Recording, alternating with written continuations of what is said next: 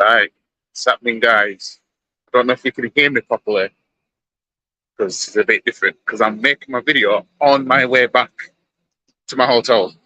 So it's a match preview of tomorrow night's game, Bournemouth versus Arsenal at the Vitality, however you want to pronounce it, at the Vitality Stadium at Skate.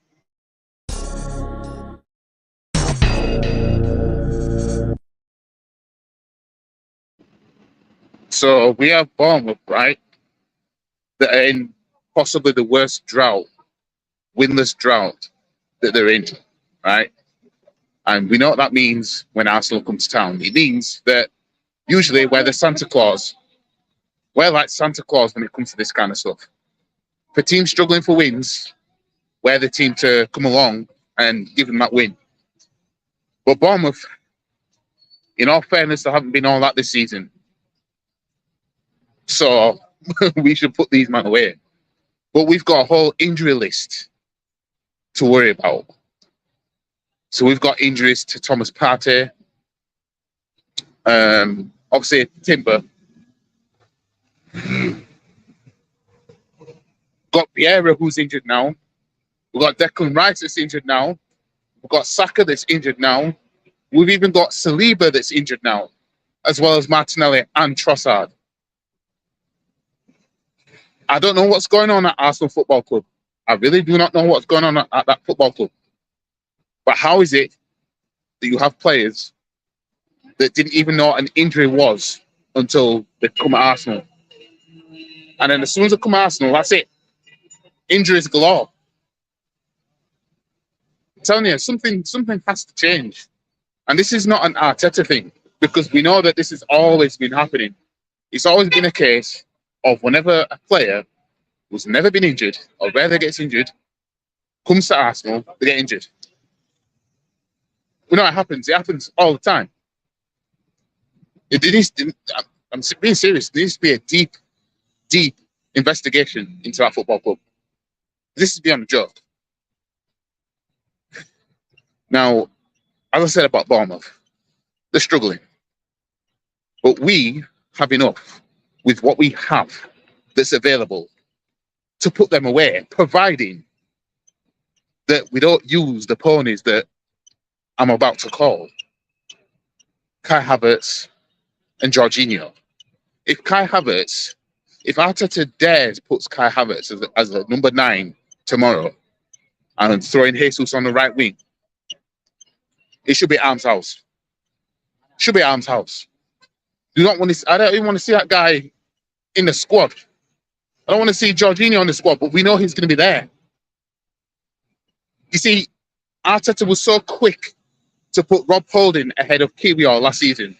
Why can he not be quick to put El Nene ahead of Jorginho, please? Why can't he be that quick to do that? You know what I mean? Because we know Jorginho is absolutely useless. Fake-ass Brazilian. I mean, can't kick the ball at his feet. He's supposed to be born in Brazil. No, honestly, something needs to be done with the injury stuff, because this is not on. I mean, we can't keep going like this, and it goes unanswered. Questions need to be had about this. Questions need answering. Seriously, it needs answering. You can't keep going like this. Just accepting. You can't keep accepting that players just miraculously get injuries when they come to Arsenal, as if it's just something where it's like, oh, it just happens. Nah. Thomas Partey only missed 17. No, what was it? He only missed 7 games or something like that before he joined Arsenal, and the guy's now missed over 50. I don't know. It must be the pitch. It must be the training regime. It has to be something. How is it? And one thing is, and I'll say this, and I'm not saying this to even be mean, right? I'm just saying this because I know how it goes. The player that will stay fit the most will be Kai Havertz, right? It'll be our better players, our best players. They will be the ones that will get injuries. They will be the ones that will be out for a certain period of time. They will be the ones that we'll be missing. And a player that will always be available will be Jorginho and Kai Havertz that will always be available. And that's how it's going to be. You know what I mean? And what that tells me is they ain't doing enough. Because the more you do, the more likely you are to get injured, right? You don't become a good player by sitting on your ass, right? So it's understandable for your better players to get injured. It's understandable, right? But as for the shit players, if you're a shit player, what excuse do you have to be injured all the time? You know what I mean? So you calculate that at the same time. Now, I'm not saying I want Jorginho or Kai Havertz to get injured because I don't wish injuries on my own players. None of that, right? But if they were to get injured, I would not miss them, right? But knowing how it goes in life, they will be the ones that will always be there. You need a number 9, it'll have to be Kai Havertz. If you need a number 6 or something like that, whatever, it'll be Jorginho. You know what I mean? I don't even think Jorginho should be a defensive midfielder like that anyway. If anything, play Jorginho as in a Granit Xhaka's position. If anything. I mean, it's just dumb. It's just dumb that we're doing it like this. But as I said, Arteta's going to die on that hill of keep playing players we shouldn't be playing. And it will fuck up everything that we've got going. Everything that we had going, everything like that. Imagine if we signed Maddison. Imagine if we signed Maddison instead of Kai Havertz and we played remotely how we did last season, how we started. We'll be in a title race again. Now, people are looking at it and saying, we haven't lost the game yet. So why are you crying for? You haven't lost the game. I mean, this is the point. Have we played Man City yet? No. Have we played Liverpool yet? No. You know what I mean? When we played Spurs, we drew. You know what I mean? We'll see what Spurs do when they play Liverpool. We'll see what Spurs do when they play Man City. Then we'll look back on that draw and then we'll decide, was it a good draw in the end? Because regardless, it still wasn't. Still wasn't a good draw. But yeah, we're getting away with some wins. We're getting away with ugly wins. And people say, oh, that's how you win the league and everything like that. But 1, we ain't going to win the league. 2, last season, we were getting some ugly wins as well as good wins. And we still bottled the league. So if we can bottle the league playing how we did last season, why would anyone... How would it be possible for Arsenal to then overcome it playing how we are? You know what I mean? But yeah, Bournemouth are struggling. They need wins, right? But it's Arsenal they're playing next, right?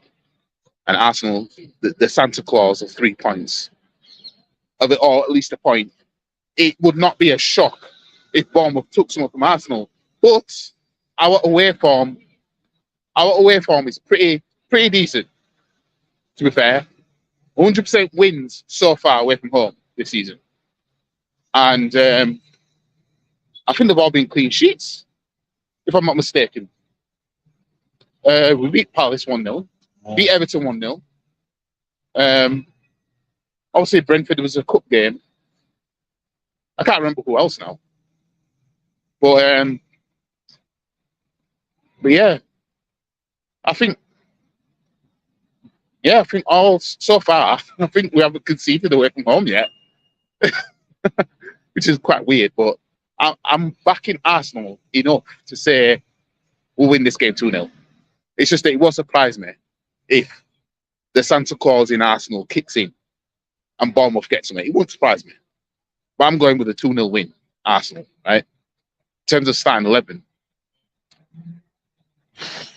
I do not want to see Kai Havertz up front. I know that much. I don't want to see that. Obviously, Nelson starting. I'd see that. I want to see that. And Nketiah's a waste of space, but he's going to be starting. Jesus lived up to the hype, lived up to what I described him as a Brazilian Danny Welbeck in the last game. But he's obviously going to start. It's going to be Nketiah, Jesus, and Nelson. You know what I mean? And then Havertz will be in midfield with Jorginho and Odegaard. And then William Saliba, I think it's questionable whether he's going to be starting or not. But if he's going to be out, Arteta will be on his goofiness and he'll move someone in a goofy position. He played Ben White at centre back the other night, I think. You know what I mean? And then Tomiyasu had to bail him out because he failed to clear a ball properly. You know what I mean? So that was a red flag in itself. That at the back, I expect to see David Raya. Ben White at right back, hopefully.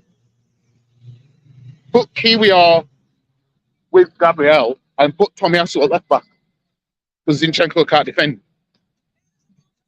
He won't go with that kind of lineup, but we'll have to see, innit? But anyways, that's it for this match preview. I'm going with a 2-0 win. Let me know what you guys are going to go with. Like the video, share the video, comment, subscribe. Follow all the socials. Links in the description below. I hope you guys can hear this video properly. But anyways, catch you guys in a bit. Peace.